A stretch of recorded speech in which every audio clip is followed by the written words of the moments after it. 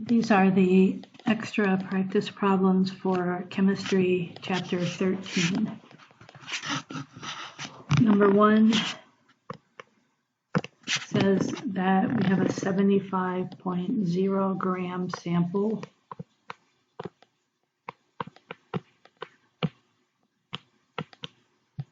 of lead, and we are told that the specific heat capacity for lead is 1.60 joules over grams degrees C. And it says it starts out at a temperature of 16.0 degrees C. So if it starts out at that temperature, that's TI, that's the initial temperature. And it ends at 24.1 degrees C, so that's obviously T final. Which one is it? 24.1, sorry. Let's make that 24.1 degrees C. So let's go ahead and calculate delta T.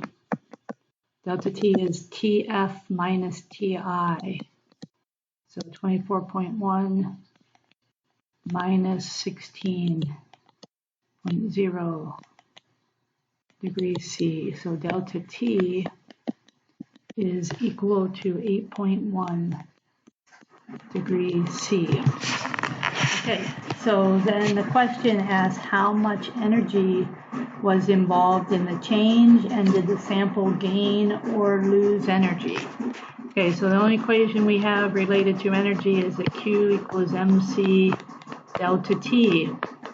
So it says how much energy, so we're going to solve for Q. The mass is 75.0 grams. C we were given as 1.60 joules over grams degrees C. And delta T we just calculated as 8.1 degrees C. Okay, so the C's are going to cancel. The grams are going to cancel. Our units will be joules, and that is the proper unit for energy. And the answer that you will get is 972 joules. However, we can have just two significant figures. So our answer would be 970 joules. Did the sample gain or lose heat? Well, if the energy is positive, then it gained heat. And we can also tell that by looking at the change in temperature. If temperature increases, it obviously gained heat in order for that to happen. Okay, number 2. 150 grams of water.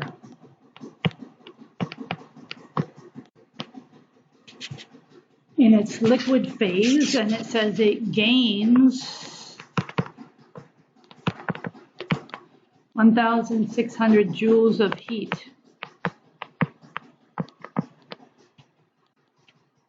If it started at a temperature of 25, so started at, that means that's the initial temperature.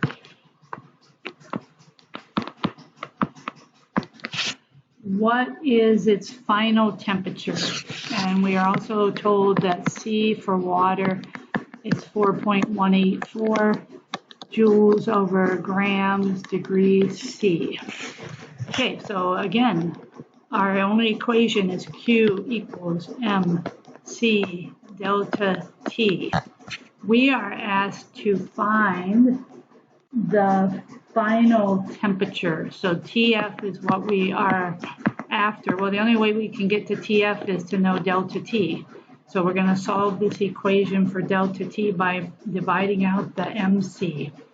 So Q over MC will equal delta T. Okay, so we are told that it gains 1,600 joules, so that's Q. The mass of the water is 150.0 grams, and C of water is 4.184 joules over grams degrees C.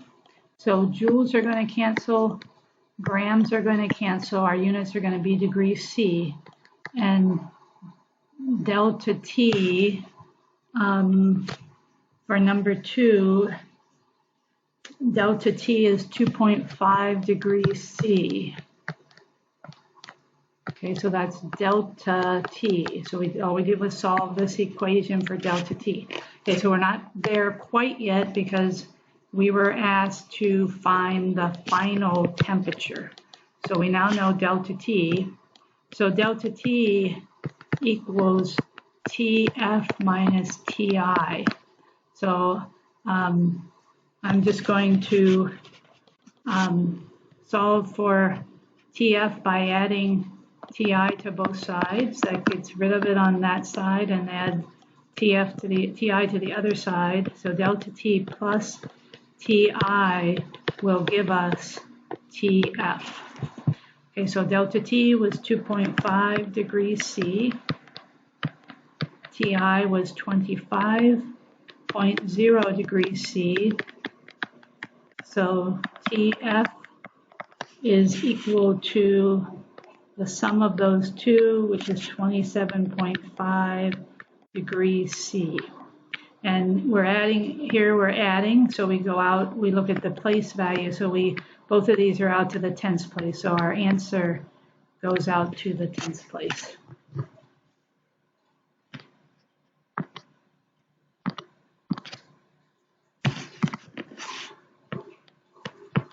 Okay, number 3, we have a 17.8 gram sample, and it's an unknown metal, but we know that it loses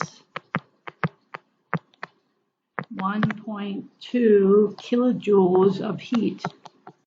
Okay, so as soon as you see that word loses, that should tell you that it's going to be negative.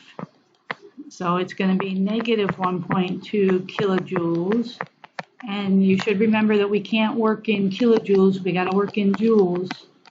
So there's 1,000 joules per kilojoule.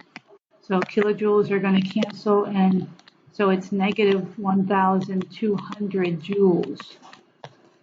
Then it tells us it lowers from, so that means that's TI, 94.3 degrees C, to 24.6 degrees C. So that's going to, if it lowers to that temperature, that's TF. So let's go ahead and figure out the delta T. So TF minus TI, 24.6 minus 94.3 degrees C will give us negative 69.7 degrees C. And again, since we already said that it's losing heat, then it also should make sense that the temperature change is going to be a negative number. If it's losing heat, the temperature change will be a negative number, or at least the temperature will go down. Okay, so then lastly, what we're looking for is we are looking for C of the metal. Okay, so Q equals MC delta T. So I'm just going to multiply out the M and the delta T to solve for Q. So Q divided by M delta T will equal C. Q divided by M delta T equals C. Okay, so then let's just up above here, then let's just plug in our numbers. So Q is negative 1,200 joules. The mass was 17.8 grams. And delta T we calculated as negative 69.7 degrees C. That's going to equal C. So again, we have a negative,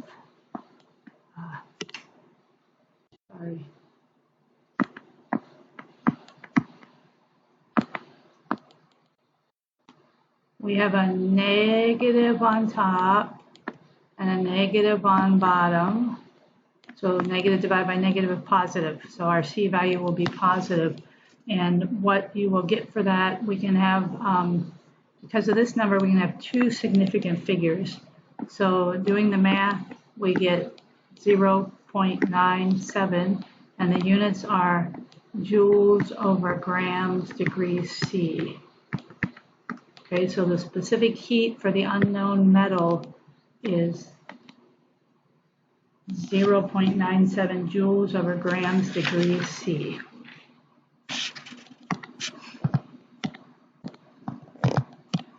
Okay, number 4 is a calorimetry experiment. So it says we have a metal. So 150.0 grams of metal is heated to a temperature of 100.0 degrees C. So that's Ti for the metal.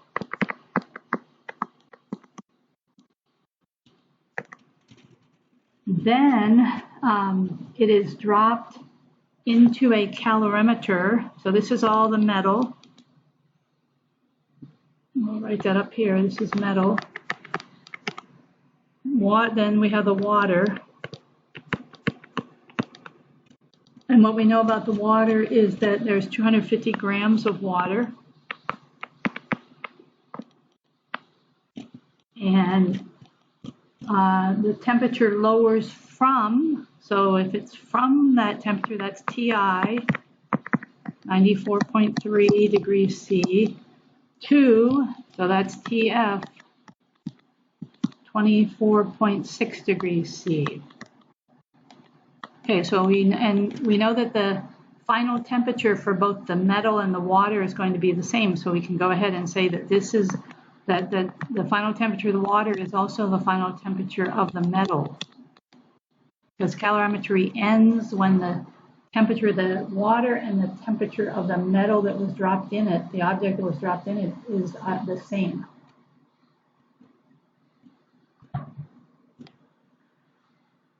Okay, so then what we're trying to find is the specific heat of the metal. Okay, so for calorimetry, we know that negative Q equals Q. So this side is the metal object, this side is the water. So negative MC delta T equals MC delta T. We are asked to solve for this, so I'm just going to divide out the rest of that equation so that we have that C for the metal is equal to MC delta T, and all that's for the water, divided by negative MC delta T for the metal. Okay, so let's just plug in numbers then. So C is equal to the mass of the water, which was 250 grams, times delta T of the water. So we're going to take TF minus TI. Okay, so the water temperature, is that right?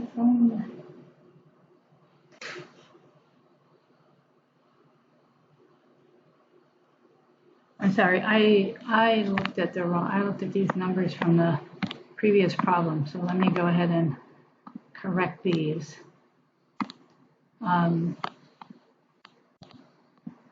So the initial temperature of the water was 24.4.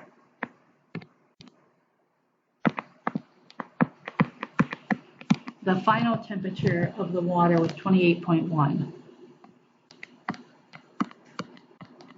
And so this also will be the final temperature up here.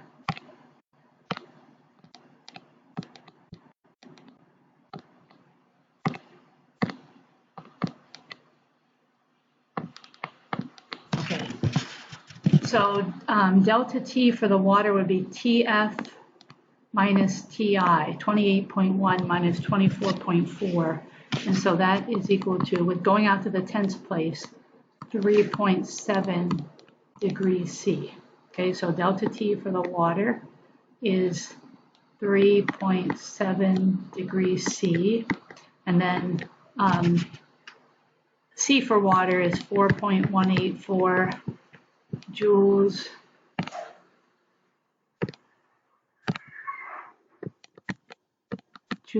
over grams degrees C. And then we're going to divide that by the negative of the mass for the metal, which is 150 grams.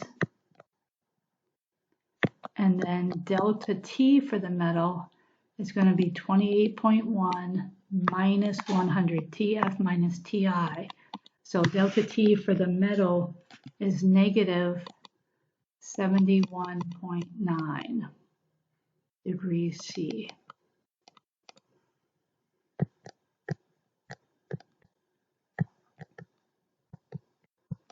Okay, so on the bottom here we have a negative times a negative, which is a positive, so our answer for C will be a positive number. So if we do this math, 250 times 3.7, 4.184 divided by 150 divided by 71.9, you will get 0.35885. Look at units. These grams will cancel. These degrees C will cancel, so we're left with this, and that is the units that we use for C. And then when we look at significant figures, we can have just two significant figures, so that means that C will be equal to 0.36 joules over grams degrees C. Okay, so that is number 4. Number 5 is also a calorimeter question. And in this case, we have a 115 gram sample of glass. And C for glass is 0.840.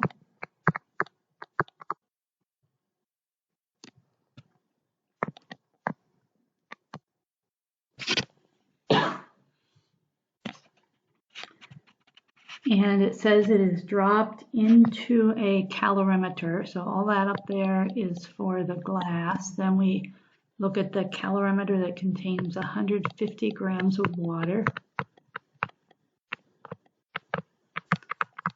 Okay, so we know that water, C for water is 4.0, 4.184.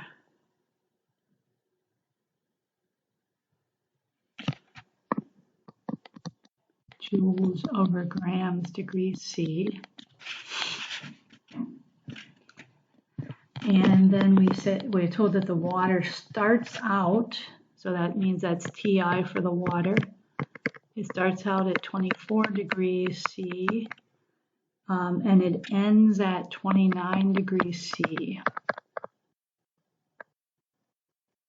Okay, so if this is the ending temperature of the water, that's also the ending temperature of the glass. Okay, and then we are asked to find what was the initial temperature of the glass. So at what temperature was the glass dropped into the calorimeter? Okay, so we know, again, negative Q. So the heat that is lost by the glass is gained by the calorimeter. So negative MC delta T equals MC delta T. Okay, so this side would be the metal, the glass, this side would be the calorimeter. As this side loses energy or heat, this side is going to gain that heat. And we're asked to find TI, which we can't do that directly, but if we know delta T, because we know TF, we can determine TI. So we just need to solve this equation for delta T of the glass. So I'm just going to divide out both sides by this MC. Okay, so I'm going to get rid of that. So delta T for the glass is equal to MC delta T divided by MC. Okay, so the mass of the water is 150.0 grams. You know what? I'm going to put this down here so we can see it better. So delta T for the glass, top part portion is the water, so 150.0 grams. C for the water is 4.184 joules over grams degrees C. And delta T for the water is TF minus TI. So that's going to be 5.0 degrees C. Then on the bottom we have the mass of the metal, 115.0 grams. And we carry that negative over from this side, and that will work out fine. And then the C of the glass was 0.840 joules over grams degrees C. Okay, so this whole unit here will cancel that. These grams will cancel. We're left with degrees C. So delta T for the glass. So we have this whole top side is positive. The bottom side has a negative. So a positive divided by a negative is a negative. And we can just have two significant figures. So with two significant figures, delta T ends up being negative 32 degrees C. Okay, so that is the delta T of the glass. So now that we know the delta T of the glass, and we already knew the TF of the glass, then we can determine the initial temperature of the glass. So TF minus TI equals delta T. So I'm going to add TI to both sides. Let's get rid of it over here, and then I'll subtract delta T from both sides. So that's going to get rid of it over here. So TF minus delta T is equal to TI. Okay, so TF, the final temperature of the metal, minus delta T, so we're subtracting a negative 32 degrees C will give us TI. Subtracting a negative means that we're adding. So 29.0 degrees C plus 32 degrees C equals TI. And because we're adding, we're limited to place value. So since this only goes out to the ones place, our answer can only go out to the ones place. So TI is going to equal 61 degrees C. So when the metal was dropped into the calorimeter, it had a temperature of 61 degrees C, and then it decreased to a temperature of 29.0 degrees C as its endpoint. Okay, so those are all of the questions, the chapter 13 extra practice problems.